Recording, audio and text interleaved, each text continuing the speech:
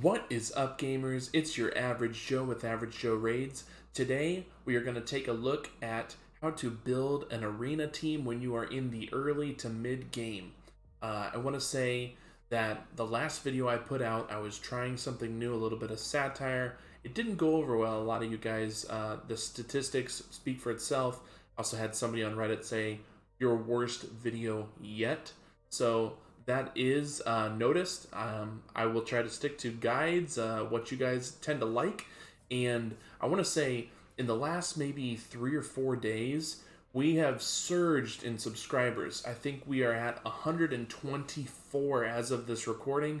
Thank you guys so much for getting me over 100 subscribers. If you're new here, if you've been here before, hit the subscribe button. You can always change your mind later if you don't like your average guy. So today we're going to take a look at creating an arena team for early to mid game. So I'm going to run you through building the champions. We're going to try to stick to rares, and then we will try to go through a couple of these gold 5 teams and maybe see if we can sneak in a win or two. It's going to be a little bit harder to do in gold 5 because I'm going to not be building with my best gear. I want to build with a little bit more realistic gear and show you some tactics on how you can win matches. So early on in the game, I feel that the best arena team that you can do is probably a speed team. Unless you were to have like a Cardinal or somebody like that with a full team revive that you pull early, maybe a defensive team like a go second team could work really well for you. But I think for the majority of players, with your starter champion being a potential nuker, starting out with a speed team can be really good, especially you get into day 30 and you get High Katoon, and she as a speed leader and a speed booster can be really good for your arena team. So let's take a look at some rares here. We are going to run Kale as our nuker. I'm going to re-gear him a little bit. Right now he's in a clan boss build for a video that I did a little bit earlier, so he's kind of more accuracy focused. We will use Kale. I'm going to use War Maiden, a farmable rare for the defense down champion. So if you have not farmed War Maiden yet, it's worth leveling your food for getting your first champion, Kale, to 6 stars. Level your food in one of the stages on the campaign where you can get War Maiden as a reward. And I did that until I got a War Maiden early on in my account. So we're going to use those two. For the speed boost, I'm actually going to use, I said I was going to try to stick to rares, but instead of, Apothecary seems to elude a lot of people, so I'm going to go with Kinagashi and hope that most people in early to mid game with the last fusion were able, if they weren't able to get Helicath, that they were able to fuse at least a Kinagashi and keep one. And so with Kinagashi's A2, she actually fills the turn meter of all allies by 15%. So this is not the most ideal skill to use as your speed boost, but it is doable. And so we're going to work with that and see what we can do. Obviously, Apothecary's A3 is great. 30% increased speed and fills the turn meter of all allies by 15%. So it is the same turn meter fill, you just don't get the increased speed. So we're going to go ahead and use Kinagashi for our speed increase.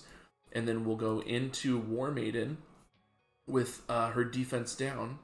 And then you can go into a control champion. Now this is where I don't specifically have a rare that does this. And so you go into a control champion who either sleeps, stuns, provokes, does something to make the enemies not be able to nuke you down before your nuker can go. And what that does, it lets you build your nuker slower so that you can get the most damage possible on him or her. And that is really important when you're starting out because you don't have a ton of gear to make your nuker fast and hit hard and potentially have accuracy if they need it. So what this does, it lets you take out the speed so that you're not having to worry about it. All you have to worry about for Kale is attack, crit rate, and crit damage so that he can nuke people in the arena.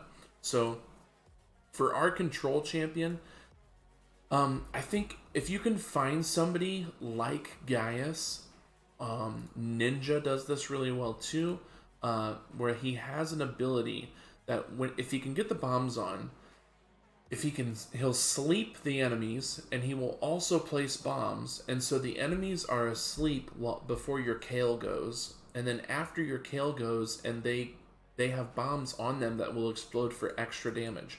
Now, Ninja is a similar situation where you open with his A3 and he will freeze everyone, and it will also do some good damage to them, and then your nuker can follow that up. Let's see if we got another example would be Vizix. She does a provoke. That's not a huge damage dealing attack, but that is a full provoke that she can do. The alternative would be if you have somebody like Helicath, you have him go right after your speed increase, your turn meter increase. Have somebody like a Helicath go that puts on the block damage on everyone, so then you can wait, and if you get hit, it doesn't matter. So those are some different alternatives. I know a couple of you guys mentioned on some videos you would like to see alternative champs to some of these videos, specifically for Hydra videos, but I'm going to try to start doing that across all of my videos. So those are some alternatives. Another type of champion you could use would be somebody that decreases the enemy turn meters. I know Lysandra is probably the best in the game at this, but Sylar does a really good job. She could be your second champion in turn order, so that your Arbiter, your Kinagashi, your Apothecary, they're turn meter boosting, and then if you use the calculator at deadwoodjedi.com, his arena speed calculator, I don't think he made it, so I'm not sure exactly who made it, but it is on that site. It tells you the speed needed for your champion, so that after a turn meter increase, it gives you the speed that you have to go so that the enemy team does not butt in front of you. And so if you have Sylar going at that speed and she decreases the turn meters of the enemies, then that frees up your defense down champ and your nuker to go a little bit slower. So that's another potential. Achak the Wenderin could be a potential, although his is not quite as reliable because it might just be an HP burn place instead of a freeze. Let's see who else we got here. Archmage Helmet, if you've been able to get through with a little bit of the Doom Tower, could open with either this to get some crit rate and crit damage on your champs, or get a stun out. Yeah, so that's Bergoth has an AoE provoke. So just kind of give you an idea. You're either provoking, you're freezing, you're sleeping, you're stunning, you're decreasing turn meter, something to make the other champions not be able to go, and that gives your nuker more time and you can build him with more damage. So let's take a look here. We've got our War Maiden. First we'll build Kinagashi, and she is going at 201 speed right now. This is a Faction Wars build that I put her in. I might just leave her like this, and 201 speed is really slow for the arena though. So that's kind of the kicker that I got here. If we can't, 205 speed on Apothecary. High Katoon is built for 267 speed on High Katoon, so we might use High Katoon here just so we get a little bit of extra speed, so that in Gold 5, maybe with 267, we might be able to outspeed one person. So we will use High Katoon, although Kinagashi is usable here if you build her with speed, and also Apothecary.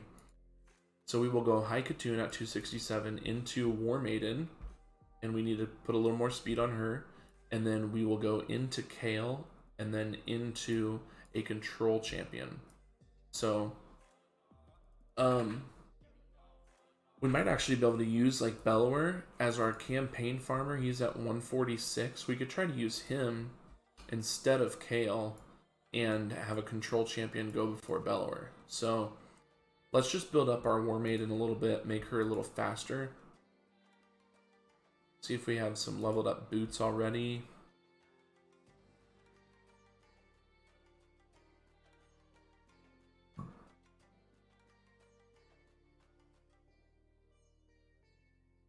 Gonna have to use, I'll use the speed set.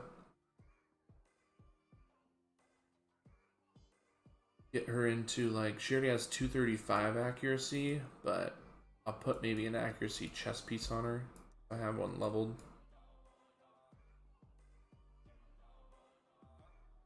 I think this is probably not going to be used elsewhere. We could put some, either put like crit rate or attack gloves on her, just to get a little bit of extra damage out of her.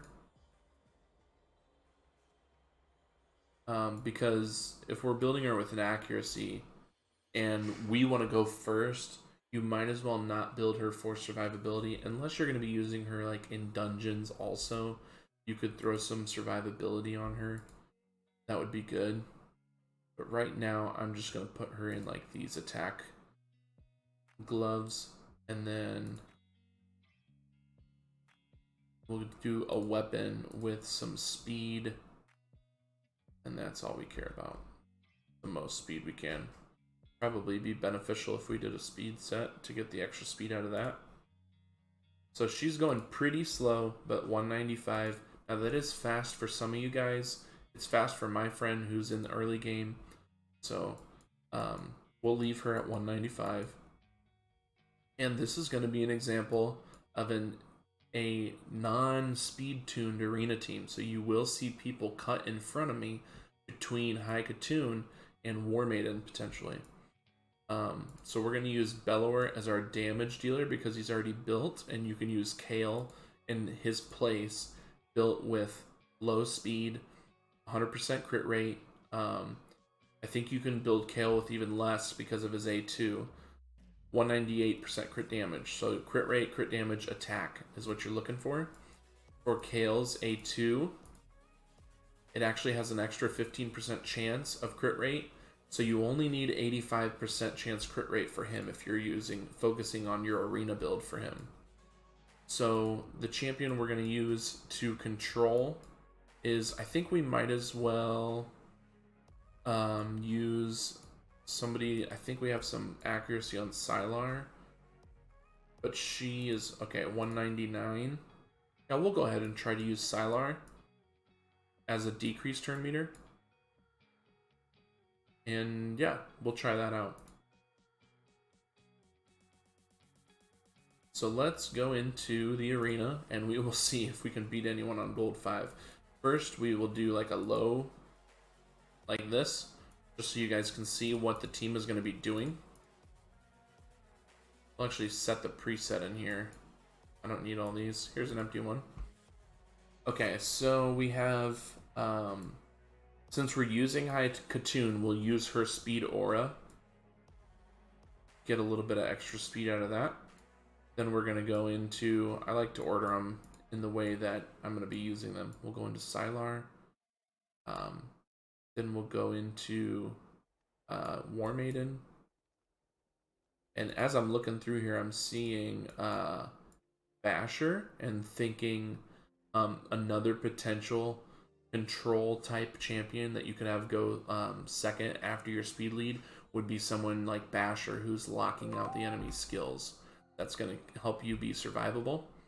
So we will tweak these AI settings to open with her A2, have Sylar open with the leaden legs, have War Maiden open with her decreased defense, have Bellower open with his highest damage attack.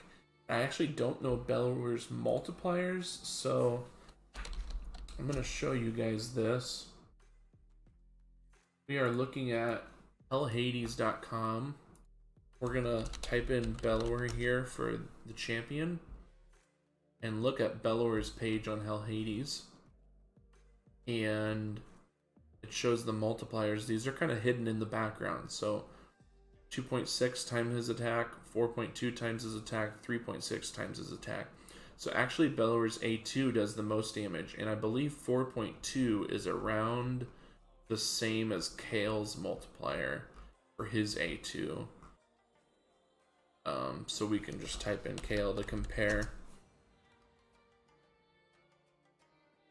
Regular Kale, not dark Kale. So Kale's A2 multiplier is 4.65. So it is stronger than Bellower's. So we will have Bellower's A2 be his opener. And so now we've set up the AI preset. We got the speeds right, and we will go into the arena. We'll slow it down here. We got Hagatoon increasing, Sylar decreasing, War Maiden goes in with the decreased defense, and then Bellower would go with his A2. But obviously the Stelliomino was so low level. Let's try, yeah, this video is a little bit difficult to make in Gold 5. Let's try a team like this. This could end up really bad, but we'll see. Alright, we go first. Now the buffs. Okay, so the buffs that we put up increased Valkyrie's turn meter. And so Valkyrie was able to cut in front of us. Now that's very common because Valkyrie has a passive, and Valkyrie is this one on the right side of the enemies. She has a passive where if you put up buffs, it increases her turn meter. And so she is great at cutting in on people. So we're going to have Bellower go with his A2. It's probably not going to end super well because, yeah, we don't have any survivability. So if we don't win right off the bat, we pretty much lose. Obviously, if you don't win, you lose.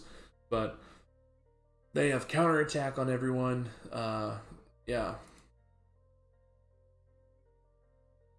They've got counterattack, and they are just tanking all of us. They've got black debuffs on them, so Sylar can't stun anyone in her stun set.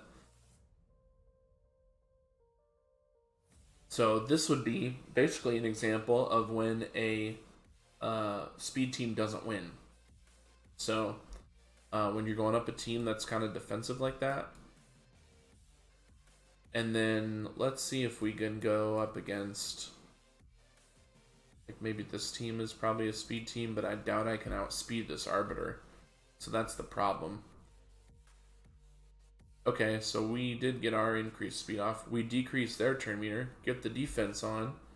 Bellower goes, but their Magnar obviously has so much HP that he lived through all of that. So potentially with a Kale with a little bit more crit damage, could have killed that where Bellower failed. But you did see there that we were able to sneak in. We cut in on them basically because their team wasn't speed tuned either. Let's see here. I don't know that I can actually win any of these with this team. But maybe I'll switch to my team that I use, which is the very same thought process, and then we'll see if we can win with that team. So these teams are just a lot faster than the champions that we built out for this. But I wanted to show you a team with champions that you guys can get a little bit more easily, and also give you some substitutions so that you get the concept behind the video and not just me showing you a specific team with specific champions. Let's try the same battle with my arena team. And so this team here, we have Arbiter going first to increase our turn meter. She also gives us increased attack, and her turn meter fill is 30%. Madame Saris is going, she's removing all the buffs from the enemies and then putting on a decreased attack and decreased defense. Then we have Astralon going with his A3, and he has a 100% chance to stun, and so he's doing a little bit of damage and also stunning. And then Trunda comes in with her A3 for some big damage. It's a double hit. It does... I think she's the best nuker in the game, actually. So that's the team that we're going with right here. And we will see. I think we can outspeed, but it depends on if Valkyrie cuts in or not. So that stun there is usually crucial. And then, yeah, Trunda cleans them up. Let's see if we can get one where the stun actually, somebody tries to go. Okay, so this would be like an example where the stun could hurt you. And I don't know if I don't know fully very well. So they have 2 speed increases, return meter increases, which usually means like you're done for. But their arena team obviously is not speed tuned, and so my Arbiter actually has a chance to go in here. They got their decreased defense off. Okay, so right now I'm gonna do this A3 stun. When Foley, the champ on the right here, gets stunned, he actually takes it off and counterattacks. So you can see we stun everyone except for him. He does his big nuke, we die. So that's where stuns could potentially be bad. Some other champions do the same thing on freezes if you're versing like Dark Alhain. So that is a little bit of an example of where those specific types of debuffs could go wrong. This is another probably goes second team. We'll check this one out, and then we'll see if we can find one more. So we got the stun, 2 stuns off. We got the nuke off. So we nuked their reviver, and because they were stunned, we did get a couple extra turns there, which is why we were able to win there, even though we didn't kill everyone with the original hit. So this is a pretty powerful team. It's pretty defensive. We'll see if we're able to do anything against this team. A lot of times the stuns not only prevent them from damaging you, but they give you a second chance to do damage. Like right here, they're coming out of their stuns and we're hitting them again for the second time to kind of clean up what we weren't able to do with the first hit. So that's pretty much the thought process behind you're boosting your turn meter, you're controlling the enemy, you're doing your decreased defense, or in my case, I'm doing my buff. Basically, what I'm doing with Madame Ceres, I'm removing the buffs first in case somebody has a block debuffs up, and then I'm doing my control, which is the stun from Astralon, and then Trunda is actually far slower. So if we look at the builds for my arena team, we have Arbiter here at 317 speed. That's all we care about on Arbiter. I don't really care about anything else because my gear's not good enough to be able to be caring about other things. 317 is the fastest speed that I can get on any champion on my account. So I still got some room to grow there, especially in terms of gold 5 and platinum.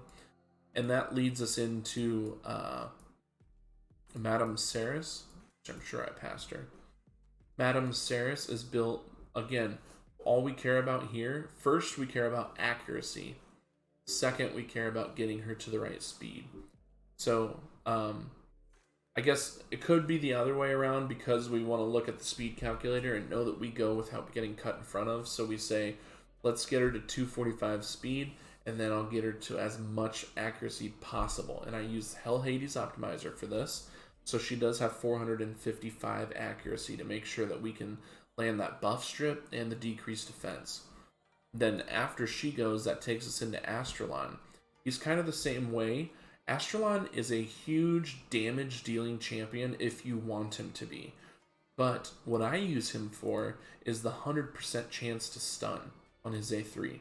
And so I have him built not as much as Madame Ceres. I probably should put more on him, but get him to a certain speed, 243 in this case, and then get as much accuracy as I can on him so that he lands his control on the enemy, in his case the stun. So he has 349 accuracy. And then for Trunda, then I have her built for damage. You actually don't want any accuracy on her if you can help it, because accuracy on her A3 actually places an HP burn, and then if it places, then she doesn't put an extra hit on them. So it only places an extra hit on enemies not under stun debuffs. So you don't want accuracy on your Trunda if she's your nuker. This accuracy is mostly from a Great Hall, I think. Yeah, 80 from the Great Hall. So what we have built for her, 100% crit rate, 233 crit damage. She's going at 192, significantly slower than all the rest of my arena champions because I'm counting on Astralon stunning everyone. And so she's got 4,300 attack and 233 crit damage, and then pretty much no accuracy. and she is in this instinct set. Oops. Which is allowing me to ignore some extra of the enemy defense. And you look at masteries here, your nuker masteries here should be going into Helm Smasher to ignore defense as well. So that's my arena team. Hopefully that kind of gives you guys an idea of how to build an arena team when you're in the early game to be able to start working on your Great Hall, because it is one of the longest, most painful grinds in the entire game. Thank you guys for watching. I really appreciate the views, the subs, all the love and support. I hope everything in your guys' lives are going well. Appreciate you guys watching to the end. Stay average, friends. I will see you in the next one.